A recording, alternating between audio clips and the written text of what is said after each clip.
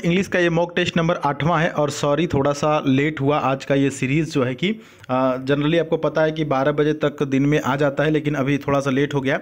लेकिन कोई नहीं, देर आए दुरुस्त आए। मस्त मस्त क्वेश्चन आपको देखने को मिलेंगे और ज़रूर यहाँ से सीखेंगे आप। पहला क्वेश्चन बताइए, neither Neeta nor her sisters has applied for this job. बताइए किस पार्ट में एरर है। चलिए, आपको पता होना चाहिए सर, यहाँ पर पार्ट नंबर बी में एरर है। देखिए, हैज अप्लाइड नहीं होगा। एक चीज़ हमेशा ध्यान देंगे कि नाइदर डैश नॉर से हम जब भी शुरू करते हैं सेंटेंस को, तो हेल्पिंग वर्ब जो आते हैं, जो हैज है ना, वो नीता की वजह से नहीं लगेगा, वो सिस्टर्स की वजह से लगेगा। एंटीसीडेंट मतलब अपने से पूर्ववर्ती का लगता है, मतलब जैसे यहाँ पर हैज है ना, तो ये इसकी वजह से आएगा, मतलब सिस्टर की अकॉर्डिंग। तो सिस्टर्स क्या है, एक से अधिक है, तो हैज नहीं बल्कि क्या होगा, हैव होगा, है ना। ये इसकी वजह से नहीं लगा, ये सिस्टर्स की वजह से हैज नहीं हैव होगा। तो ऑप्शन नंबर दूसरा सही हो जाएगा। पता था आपको? पता था तो कमेंट बॉक्स में जय हिंद लिखिएगा, क्योंकि बहुत ये इंपॉर्टेंट, एयरफोर्स में बहुत ज़्यादा ये वाला एरर पूछता है। अगला है कि despite of working hard he failed the test. Despite of working hard he failed the test. तो डिस्पाइट के साथ क्या प्रयोग नहीं किया जाता है, ऑफ का प्रयोग नहीं किया जाता है। तो क्या क्या हो जाएगा यहाँ पर, डिस्पाइट ऑफ, ये वाला जो है कि एरर है, ऑप्शन नंबर सी। डिस्पाइट के साथ ऑफ का प्रयोग नहीं किया जाता है यहाँ पर, बल्कि आप इंस्पाइट कर सकते हैं, इंस्पाइट के साथ ऑफ का प्रयोग कर सकते हैं। क्लियर। नेक्स्ट क्वेश्चन यहाँ पर देखिए, select the most appropriate antonym of the given word. तो इसका जो है कि आपको एंटोनिम बताना है, ठीक है। स्ट्रेंज, स्ट्रेंज का मतलब होता है बहुत ज़्यादा अटपटा, जिसको क्लमजी कैसे कह सकते हैं या अनफैमिलियर कहते हैं। तो इसका उल्टा क्या हो जाएगा, फैमिलियर। एंटोनिम बताना है ना, और इसका मतलब अनफैमिलियर और इसका उल्टा हो जाएगा फैमिलियर, मतलब क्लमजी या बहुत ज़्यादा अटपटा।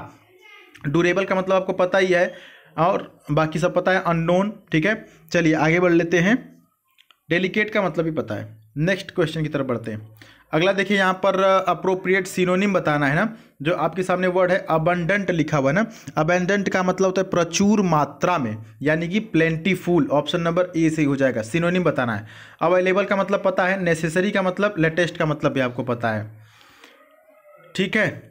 नेक्स्ट क्वेश्चन देखिए, बहुत ही इंपॉर्टेंट है, इसको हम अपने ईडियम फ्रेज वाले सीरीज में कई बार करा चुके हैं। Smell a rate. Smell a rate का मतलब होता है कि दाल में कुछ काला है, मतलब कि कुछ शक वाली बात हो रही है। जैसे इसको याद कैसे करेंगे, पहले सही ऑप्शन तक पहुंचते हैं। ऑप्शन नंबर डी सही है sir, have a reason to suspect something. कुछ भी सस्पेक्ट, संदेह करने का एक रीजन होना, सस्पेक्ट करना, ठीक है। इस वाले ईडियम में जब भी आप ऑप्शन देखेंगे तो ऑप्शन में एक शब्द जरूर दिखेगा आपको, सस्पेक्ट। सस्पेक्ट का मतलब संदेह। इसको याद कैसे करेंगे सर, स्मेल अ रैट।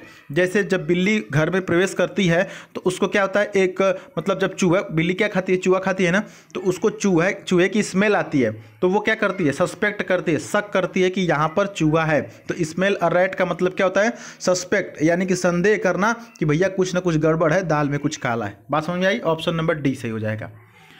अगला देखिए, यहाँ पर क्या है, पैसिव वॉइस आपको बताना है डियर स्टूडेंट। तो क्वेश्चन आपके सामने है कि my brother won the best actor award in the inter college drama competition. अब बताइए यहाँ पर क्या होगा। ऑप्शंस आपके सामने हैं और समय भी आप ले सकते हैं, आराम से इन ऑप्शंस को देख लीजिए। एक चीज़ हमेशा याद रखिएगा कि जब भी पैसिव बनाते हैं तो क्या होता है, पैसिव वॉइस जब भी बनाते हैं तो एक चीज़ का ध्यान रखते हैं कि पैसिव वॉइस में टेंस नहीं बदलते हैं। तो ये जो वोन है यानी कि सिंपल पास्ट है, तो ये पास्ट में ही रहेगा, ठीक है। अच्छा, पैसिव वॉइस बनाते समय ऑब्जेक्ट टू सब्जेक्ट करते हैं ना, तो यहाँ पर देखिए जो ऑब्जेक्ट है द बेस्ट एक्टर अवार्ड, ये इतना पूरा मिला करके ऑब्जेक्ट है, इसको ले जाएंगे सब्जेक्ट की तरफ, ठीक है। तो यहाँ पर देखिए ऑप्शन नंबर डी सही है, the best actor award was, क्योंकि ये यहाँ पर सिंपल पास्ट है, वोन बाई माई ब्रदर, ये माई ब्रदर हो, subject to object in the inter college drama competition, ठीक है। तो यहाँ पर देखिए बीइंग लगा दिया, ये गलत है। हैज़ बीन नहीं आएगा, ये भी गलत है। और यहाँ पर पहला ऑप्शन भी इन इंटर कॉलेज से शुरू किया, ये भी गलत है। ऑप्शन नंबर डी सही है। बात समझ में आ गई, option number D is right here. Next question की तरफ बढ़ते हैं। Identify the segment in the sentence which contains the grammatical error. अब ग्रामेटिकल ईरर आपको यहाँ पर बताना है, ठीक है। द चीता can run more faster than any other animal.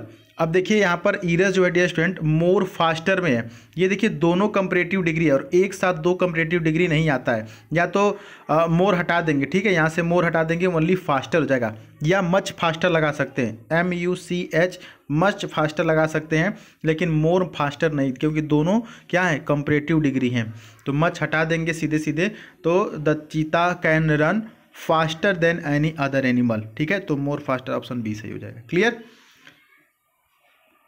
आगे देखिए फिल इन द ब्लैंक से क्वेश्चन आपके सामने है, these medicines will be dash only if they are taken regularly, मतलब कि यह दवा तभी डैश होगा जब यह रेगुलरली लिया जाएगा, मतलब यह दवा तभी इफेक्टिव होगा जब यह रेगुलरली लिया जाएगा। तो इफेक्टिव ऑप्शन नंबर डी सही है। यूजफुल नहीं होगा डियर स्टूडेंट, ठीक है, दवा यूजफुल नहीं होता, इफेक्टिव, दवा का असर दिखता है ना, तो इफेक्टिव होगा ऑप्शन नंबर डी। अफेक्टिव नहीं कोई शब्द होता है, और एफिशिएंट भी नहीं। एफिशिएंट का मतलब क्या होता है, क्षमता, तो दवा की क्षमता नहीं दिखी जाती है। यहाँ पर बात की जा रही है दवा तभी इफेक्टिव होगा, तभी कारगर होगा, तभी प्रभावी होगा जब ये रेगुलर तौर पर रेगुलर के बेसिस पे लिया जाएगा। तो ऑप्शन नंबर डी सही हो जाएगा।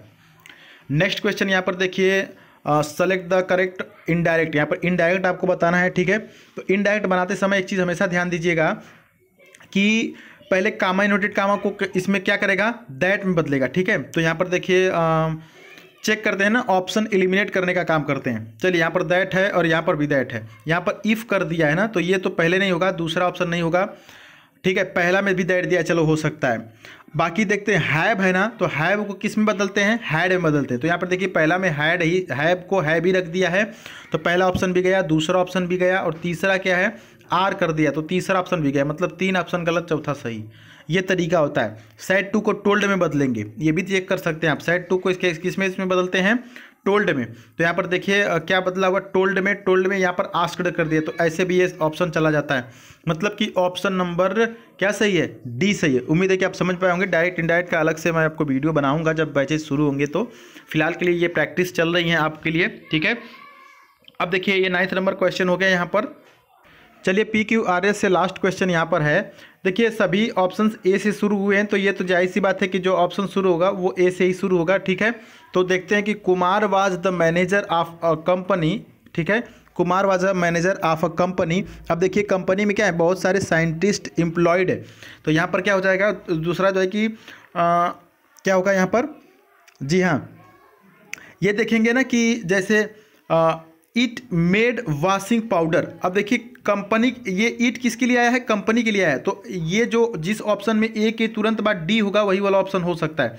यहाँ पर देखिए सी में ए के बाद सी है, गलत हो जाएगा, ए के बाद सी है, ये भी गलत है, ए के बाद डी है, ये भी गलत हो जाएगा, ऑप्शन ए सही होगा।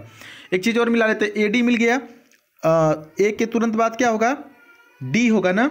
अच्छा, उसके बाद सी और बी देख लेते हैं। अब देखिए the company employed many scientist their job was to field and better product. तो यहाँ पर क्या हो जाएगा, सी के बाद तुरंत बी आएगा, सी के बाद तुरंत बी यहाँ पर ऑप्शन नंबर ए में है, तो ऑप्शन नंबर ए यहाँ पर बिल्कुल सही हो जाएगा। तो आज के लिए इतने क्वेश्चंस, उम्मीद है कि आपको ये समझ में आएंगे। कहीं भी कोई डाउट हो तो कमेंट बॉक्स में पूछ सकते हैं। मिलते हैं फिर अगली वीडियो में डियर स्टूडेंट, तब तक के लिए जय हिंद, वंदे मातरम।